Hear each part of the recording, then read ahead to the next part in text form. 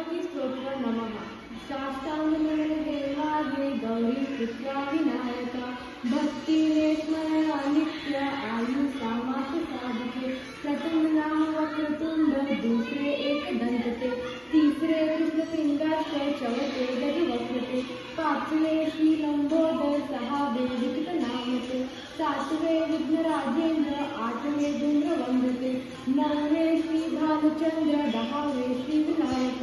अकरावे गणपती बारावे श्री गजानन देवनावे श्री बारा तीन संख्या हरेण